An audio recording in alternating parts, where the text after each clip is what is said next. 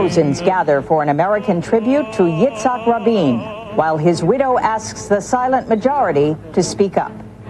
In Bosnia, the city that will be headquarters for the U.S. forces wants more than peace from the American troops. And the story of what happened when one desperate couple turned their son into a poster child. From ABC, this is World News Sunday. Here's Carol Simpson.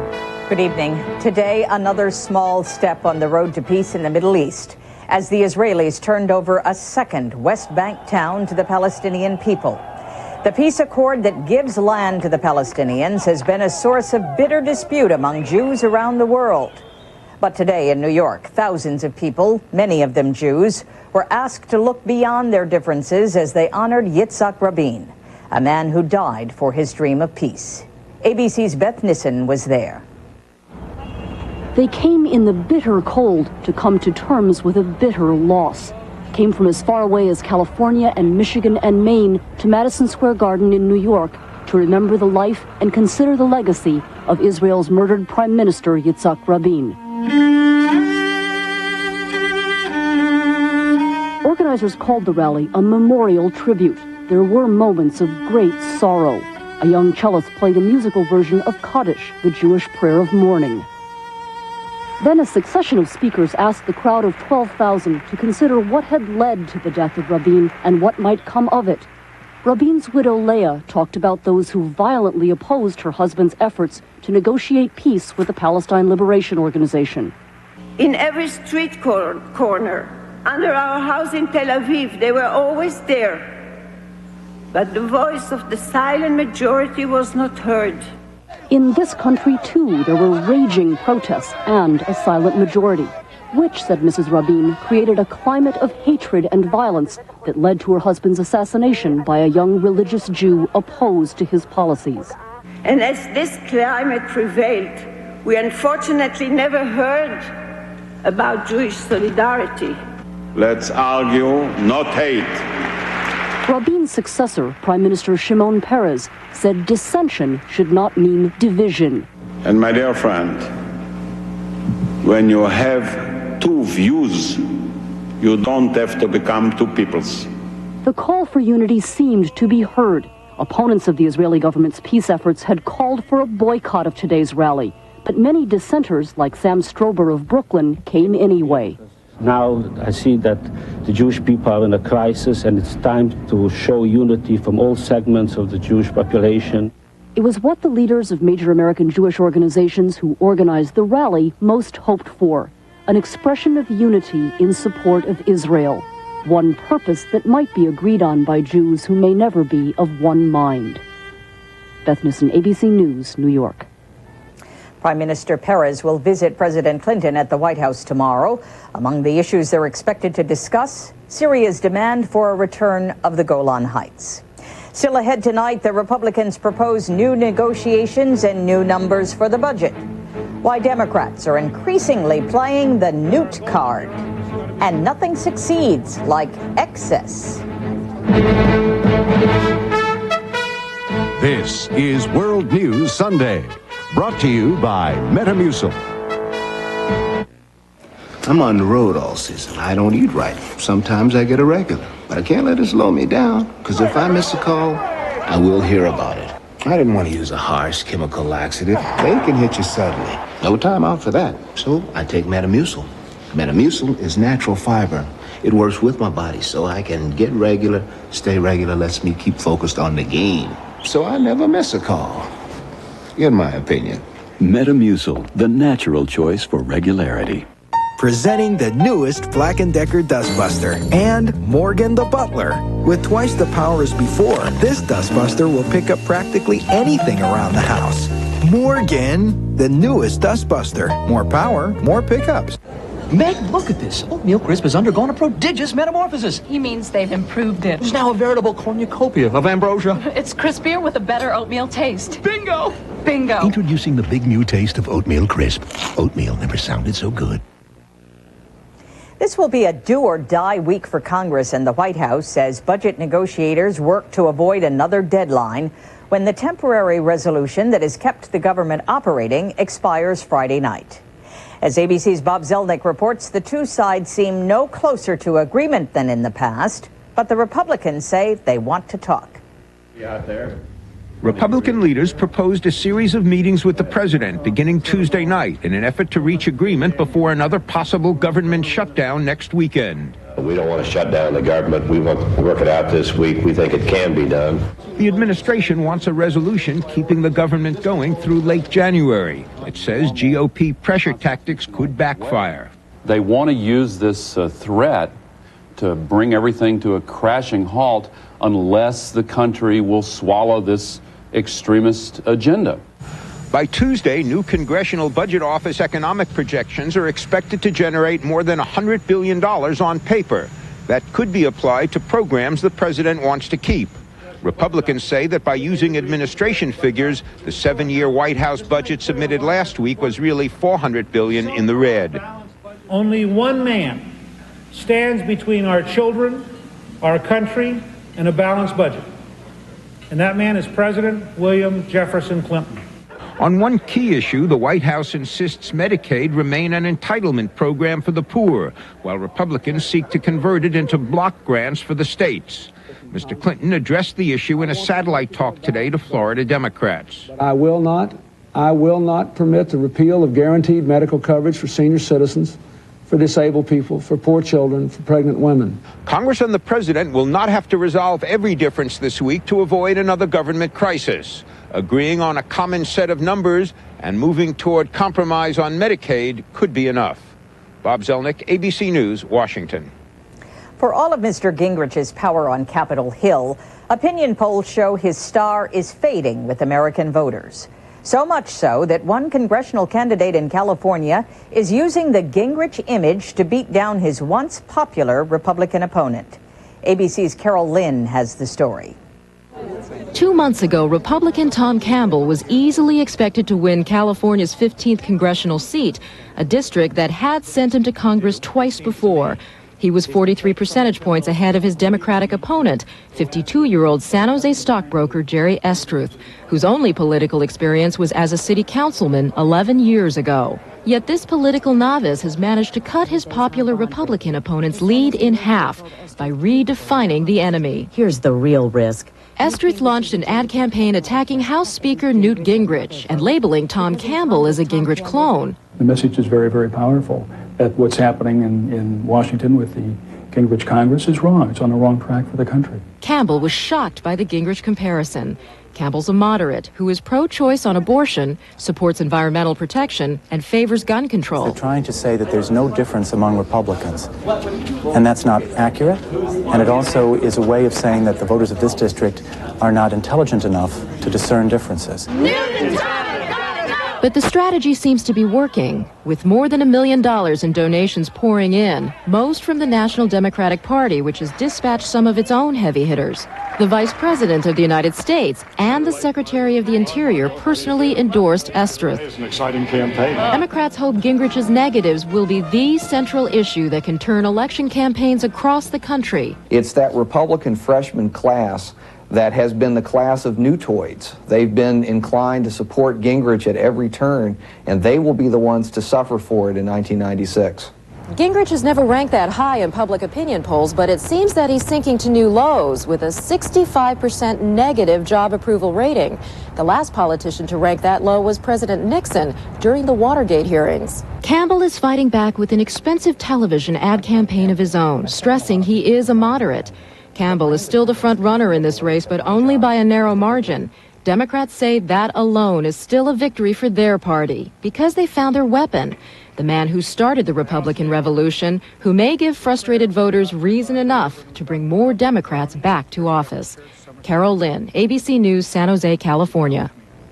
Also in California, the Los Angeles Times is reporting today that Energy Secretary Hazel O'Leary has spent millions of dollars on luxury travel around the world, taking 16 overseas trips that cost at least $500,000 each of taxpayers' money. Secretary O'Leary has responded by calling for a federal investigation of her own department. She says all her missions have advanced the economic, energy, environmental, and national security goals of the nation. When we come back, great expectations in Bosnia. When we heard there's a hot cereal with crunch, we said great. But how? Then we tried Grape Nuts cooked hot. Just add milk and pop it in the microwave. 60 seconds for a little crunch. I want a big crunch. 30 seconds for a big crunch. We thought all hot cereals were the same. Mushy. Yeah. But not Grape Nuts cooked hot. All that warm goodness plus that hearty, nutty crunch make it taste so different, so good, so... Now Mom's getting mushy. Yeah. Discover Grape Nut cereal cooked hot. Finally, a hot cereal with crunch. Nobody does it like you. The new Hoover Steam Vac Deluxe with 5-brush agitator. Compared to professionals, there's no comparison. Nobody does it like you. I just wasn't satisfied with the way my headache medicine was working. And then my doctor told me about a medicine called Arutis. Of all the prescription pain medicines, 82% of doctors surveyed have prescribed Arutis. And now it's available in a non-prescription strength. Potent new Arutis KT. Just 25 milligrams is as effective as 400 milligrams of Motrin IB, 440 of Aleve, or 1,000 milligrams of extra-strength Tylenol. Now I've got Arutis KT. New Arutis KT, the potent medicine for pain. When I was young, you and Mom made sure I ate right. Well, you were my little girl. Well, today we're listening to our doctors and taking better care of our health with Ensure. Ensure is recommended #1 by doctors as a source of complete, balanced nutrition. More than a vitamin supplement, Ensure has all the nutrients adults need to help stay healthy, active, be energetic. Drink Ensure as a meal. Or in between. Ensure. To your health, Dad. To our health. Ensure, recommended #1 by doctors. Discover the feeling of Fixodent Fresh. A stronger, longer hold, a more secure, fresh approach to wearing dentures. And the fresh sensation gives you the confidence to live life without limits. Try a fresh approach. Today, President Clinton said that the Bosnian civil war could spread, quote, like poison through Europe if U.S. forces fail to intercede. His warning came as the first contingent of U.S. Marines arrived in Sarajevo. They will provide security for the NATO military headquarters in Bosnia. U.S. forces also arrived in Tuzla today, where most of the American troops will be based. Sheila McVicker is there. At Tuzla Air Base today, a first. 2 U.S. Air Force planes on the ground at the same time. This deployment proceeds slowly. The U.S. soldiers on the ground in Bosnia can be counted so far in the dozens. And a major preoccupation remains dealing with the media. We're just looking at the beginnings of the enabling force, which is a small trickle. The main body will happen after the signing. That's the peace agreement scheduled to be signed in Paris this week. In this industrial city that will be headquarters for U.S. troops, hopes are high more Americans will arrive soon. At the memorial marking where 71 young people died last May in a single mortar attack, people gather and talk about the future. The Americans are a guarantee for peace, says this man. But Tuzla is gray, gritty, and grim, and showing the effects of 4 years of war. The first civic priority was to organize a cleanup campaign that got off to a half-hearted start. Mounds of garbage are piled on streets, sidewalks, and in the park behind City Hall. We have to have our town clean because the Americans are coming. At City Hall, itself in need of renovation, the deputy mayor has a plan he'd like the Americans to help out with. We expect them to help us with community infrastructure, roads, water, and other services that are vitally important. People in Tuzla talk about basketball games with Americans and their hopes that their presence will make a material difference to their lives beyond peace. But the U.S. troops have to get here first, set their bases up, and begin work on their formidable mission here, keeping the peace. All that will take months, and it will be almost time to go home before they would even think of getting around to fixing up Tuzla. Sheila McVicker, ABC News, Tuzla. News from South Korea tonight. Former President Chun Doo-hwan is expected to be indicted by the end of the year on charges of mutiny and bribery. Chun, one of 2 former presidents in jail, is continuing his hunger strike and refusing to talk about his role in the 1980 Gwangju massacre that killed so many pro-democracy supporters. ABC's Mark Litke has gone back to Gwangju, where he reports there is relief, but no forgiveness. In an isolated corner of Gwangju Cemetery, the faces that have haunted this nation for 15 years. The men, women, and children killed by South Korean troops during the bloody anti-government protests here. It was May 1980. Thousands had taken to the streets to protest the imposition of martial law. Then warfare, as special forces were sent in to crack down on the demonstrators with tanks, machine guns, and bayonets. The body count rose by the hour. 22일 날인가요? 저 주남마을에서 I saw soldiers kill a busload of civilians, says Kim Sung-gun. Then they killed the doctors who came to help. After that, Kim and others armed themselves and began fighting back. They actually took control of the city for a few days, but the army returned in force and the 10-day rebellion was finally crushed. No one has ever been officially blamed or punished for the brutal assault on Gwangju, but the people here have no doubt it was orchestrated by the two former presidents now in jail, No Tae-woo and Chun Doo-hwan. As generals, they had staged a coup only months before. They should both be executed, Kim says, as a lesson to future generations. Today in Gwangju, many believe the government is still hiding the true death toll. Activists say 2,000 were killed, not 200. And even the church preaches there can be no forgiveness until the full truth is known and the guilty are punished. Father Cho Chul-hyun makes no secret of the fact he believes Chun and No were responsible for the massacre and much more. As a priest, I want to forgive them. But as a civilian, I don't forgive them. Still, whatever the fate of the two former presidents, there's a feeling here at the Gwangju Cemetery today that a terrible wound inflicted on this nation is finally starting to heal. Now that the government is investigating the massacre, Koreans from all over the country feel freer to visit this place, many for the first time. Parents bring children to teach them about young people who gave their lives for democracy. And family members now tell their loved ones vindication and justice may finally be at hand. Mark Litke, ABC News, Gwangju. And we'll be back in a moment. Lots of people think they can't get their prescriptions put into the sunglass styles they really want. Now at LensCrafters, we have these new sun centers. We have Ray-Ban, we have Guess, hundreds of pairs, and we can put prescriptions into almost all of them, even the latest sports styles from Belay. We're LensCrafters. The glasses are ready in about an hour, and my customers go home happy. I love what I do. I help people see better. Sunglasses are a great holiday gift. Put LensCrafters on your shopping list. LensCrafters, helping people see better, 1 hour at a time.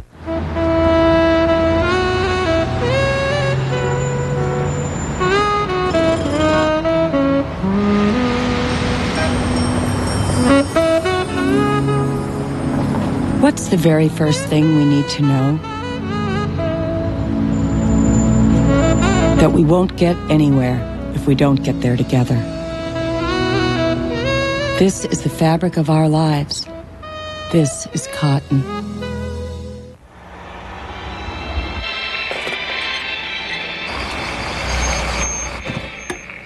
If you've been drinking Ensure, there's a little something you should know.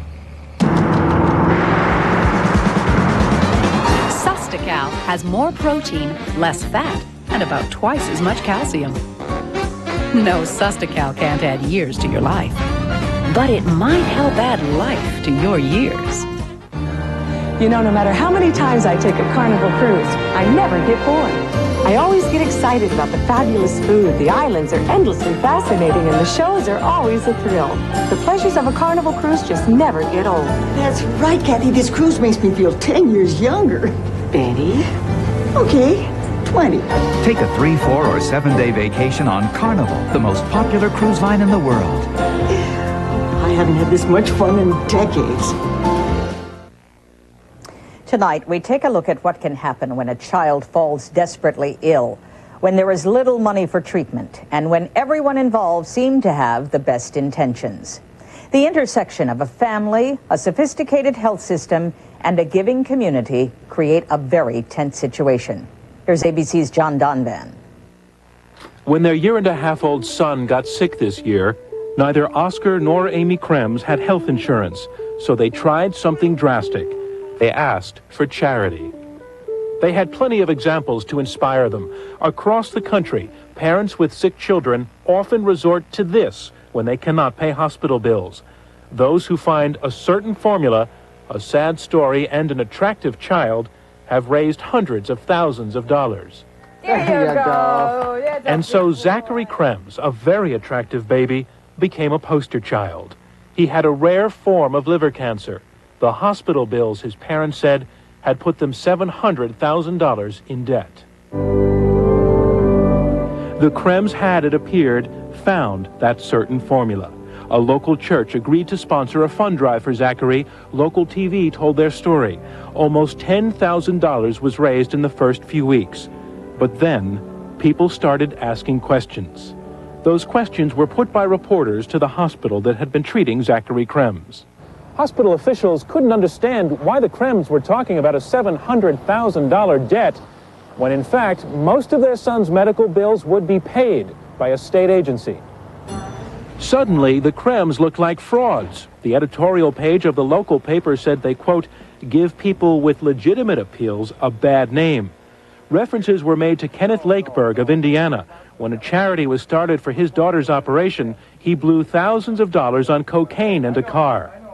The Krems were stunned by the backlash. We don't understand, it seems like, why we're being attacked for this. We're not thieves and liars, and we want everybody to know that. They began sending money back to those who demanded it, along with a letter to explain their side of the story. Because there is another side to this story. It begins in the early months of Zachary's illness, when bills began to arrive in the Krems' mail. Bills for treatment that Zachary received in the hospital for thousands of dollars. Next came overdue notices, followed finally by a threat to call in a collection agency. Confused, frightened, both unemployed at this point, the Krems say that was when they decided to ask for charity. It catches up to you, and it scares you, especially when they said that they're going to send it to a collection agency and ruin your credit. Why did Oscar and Amy Krems get those bills? The hospital has now looked into it and says they were the result of a computer error in a bureaucracy that the staff acknowledges can easily confuse ordinary people. Figuring your way through the third-party payer bureaucracy is a pretty difficult thing if you're completely rested and have an MBA. If you're a family that's undergoing a crisis, it really becomes difficult. We found that out for ourselves when we tried to determine whether just one part of Zachary's treatment, his home health care, would be paid for by that state agency that had been covering most of his bills. Everyone we asked came up with a slightly different answer. It took one official half an hour to explain exactly what the rules are on just that one point. So did the Krems do anything wrong? Legally, no. Though they did exaggerate when they asked for help. They had bills for thousands, but nowhere near the $700,000 they claimed at first. That number, they say, was their guess at how much Zachary's bills might come to eventually. We feel that maybe we did, overestimate, but at the rate the bills were coming in and at the amounts, we seemed like that was a modest estimation. And regarding that formula for getting the public sympathy, if we had it to do all over again, we'd never do it. Never. I'd work 100 jobs and rather go bankrupt than to have to do this again. Yet other desperate families continue resorting to the same thing. Of nearly 20 major children's hospitals contacted, all report parents launching public fundraisers to pay their children's hospital bills. The real story is the healthcare system, and that it puts people and it puts institutions in these situations because there are many, many families that are going through exactly this kind of thing. As for Zachary, the Krems' son, he's been back in the hospital for chemotherapy. But the news is encouraging. His liver cancer is in retreat, which his parents say matters far more to them than any argument over who pays the bills. John Donvan, ABC News. And we'll be back in a moment. Hey, you. Who, me? Look what Betty Crocker's whipped up. A richer than rich brownie bar. Ooh. That's totally fat-free. Fat-free? You heard me. Now all the best of Betty's in a fat-free, ready-to-eat brownie. New Sweet Rewards. Betty ought to get a reward for these. Finally, great popcorn from your microwave. Power Pop. Presto Power Pop Microwave Multi-Popper. Power Pop. Pops virtually every kernel. Pop with oil, pop without oil. Nothing pops like Power Pop. That's why it's endorsed by Orville Redenbacher. Power Pop. From Presto. Presenting the newest Black & Decker Dustbuster and Morgan the Butler. With twice the power as before, this Dustbuster will pick up practically anything around the house. Morgan, the newest Dustbuster. More power, more pickup. Huh, they say these little pills coat like Pepto-Bismol and relieve like Pepto-Bismol, but they don't taste like Pepto-Bismol? How do they expect people to swallow that? With water, dear. Pepto-Bismol caplets, the comfort of Pepto without the taste. Monday, how everyday medications can affect your vision. Plus Anthony Hopkins and Joel Siegel's video gift ideas on Good Morning America. Here on ABC. When ABC News announced this week that it plans to launch a 24-hour all-news cable operation, some people were asking whether America really needs another channel. Tonight, ABC's Jeff Greenfield takes a look at why in America not only is one not enough, but not two or three or even more. Little more than 25 years ago, the biggest city in America had 7 regular television stations. Now in Manhattan, there are some 75. In parts of Queens and Brooklyn, about 150. And new offerings like the one from ABC News are being announced every day. Do we really need all that much choice? Hey, this is America. Choice is what we're all about. This is CNN. CNN's been around for more than 15 years. It also supplies a headline news channel, an international news channel, and a brand new financial news channel. NBC's got a mix of financial news and talk called CNBC, and says it may start another all-news service. Media mogul Rupert Murdoch says he wants to do that too. Is there room for all of this? Well, consider that today there are 137 national video networks available in the United States, not including ABC, CBS, NBC, or Fox. And good morning, everybody. We like a lot of choice on the radio, too. You've got a choice of some 70 stations in Los Angeles, 89 in Chicago, 98 in New York. And if you think that's a lot, wander into a magazine store someday. You want a magazine about running? How about a dozen? Computers? They've got them by the armload. Knitting, home decorating, tattoos, not to mention those magazines we can't mention, where sex is broken down by every conceivable diversion, variation, and body part. How many? Last year, 11,153 magazines were published in this country. But don't stop with the media. How about the more than 100 different kinds of shampoos, the 50 or more brands of toothpaste, and the more than 2,000 brands of domestic beer on sale in this country? In a time when we don't even have just one phone company anymore, why should we be surprised if there are 2 or 3 or a dozen all-news channels? After all, our national motto is E pluribus unum, out of many, one. What that also means, I guess, is the more the merrier. I'm Jeff Greenfield. And that's World News Sunday. I'm Carol Simpson. Good night.